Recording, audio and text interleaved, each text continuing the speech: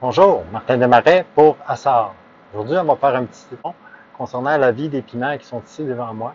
Donc, on va partir du cœur. On va se fermer un peu les lumières, faire moins chaud. Ah, bon. Ils sont commencés le 15 février en intérieur sur tapis de semis pour les garder en température à 23 degrés Celsius dans la mini-serre que vous voyez présentement les photos. Après ça, une des erreurs que j'ai faites, c'est peut-être à leur cinquième, sixième feuille aussi, avant de les mettre en serre, ben, j'ai taillé pour essayer de maximiser la largeur de mon porc, j'ai taillé la tête.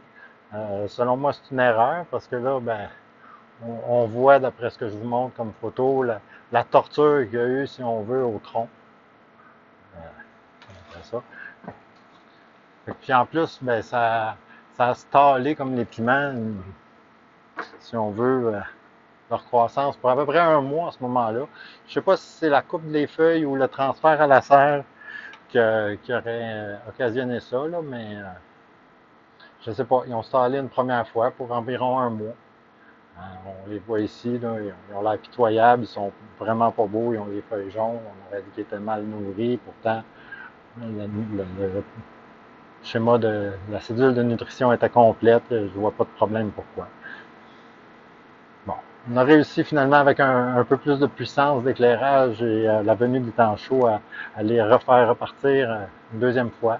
Donc, juste un petit peu avant qu'on les plante dehors. Donc, je les ai plantés dehors dans le système autopot, un autopot de 15 litres. Puis à ce moment-là, ben, je leur ai donné la solution d'enracinement rhizotonique ainsi que l'Aqua Terra et l'Aqua Vega. L'Aqua Vega seulement, ainsi qu'additionner du canadien pour favoriser la division cellulaire plus rapide. C'était ma première expérience en autopot, donc je les ai plantés dans l'autopot. Processus de plantation, donc on part avec le pot vide. Première filet pour retenir les hydrotons et le coco dans le pot.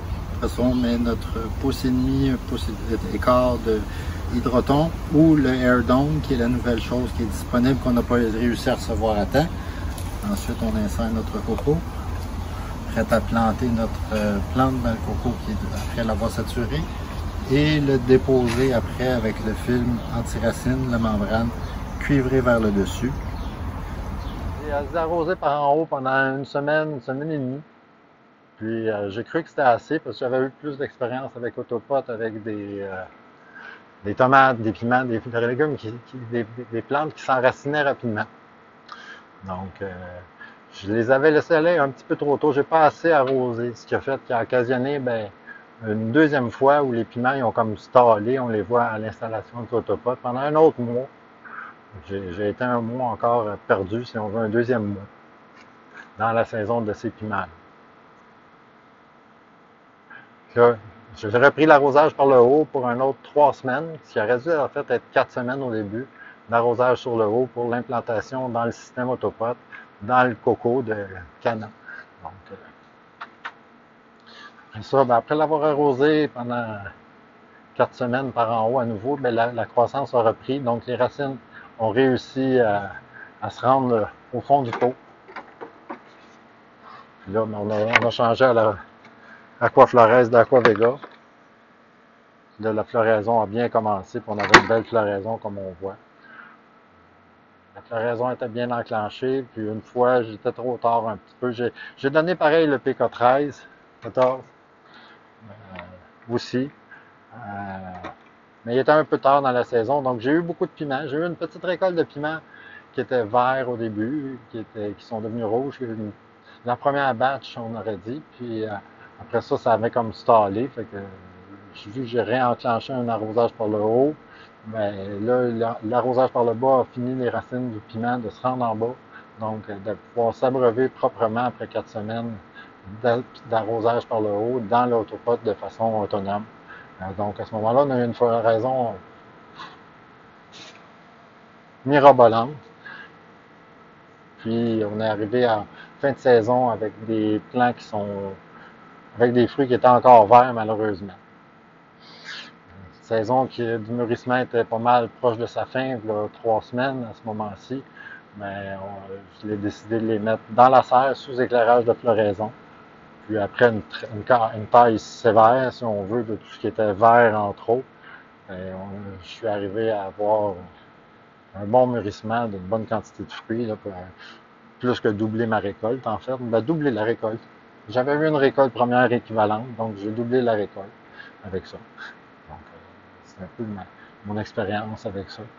Une chose que je vais faire aussi l'année prochaine avec l'autopote et les piments, c'est j'ai eu beaucoup de bris de branches. Ça peut être à cause des troncs tortueux, comme vous voyez, ou à cause du bris de branches, à cause du vent qui n'était pas supporté avec le trop grand nombre de fruits. Mais bon, l'année prochaine, on va avoir un système pour retenir le plant plus solide dans l'autopote et arriver moins à un plant qui est courbé ou qui est affecté par le produit. Donc, on arrive à compenser la cueillette des fruits, puis d'arriver à faire quand même de la poudre de piment. Donc, c'était notre but initial.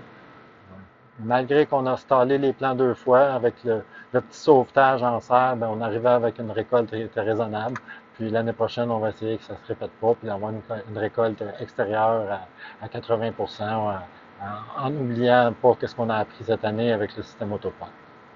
Parole de Bob Haché. À la plantation, j'utilise Rhizotonic pour favoriser l'établissement de mes racines rapidement. Alors, comment je les ai nourris, ces piments-là, pour obtenir de si bons résultats en quantité? Ben, j'ai commencé au début de l'hiver, dès que les semis ont éclos, à faire un mélange de Terra Vega, vu qu'il était semé en coco, puis que c'était en arrière, c'était plus facile pour moi d'utiliser un engrais en une partie, vu que je le mélangeais en petite quantité à ce moment-là, toujours en ajoutant le Rhizotonic à concentration de 45 ml par 10 litres, puis le Canazim à 25 ml par 10 litres. Tout ça en respectant la proportion qui était réduite à ce moment-là de quantité que j'avais besoin.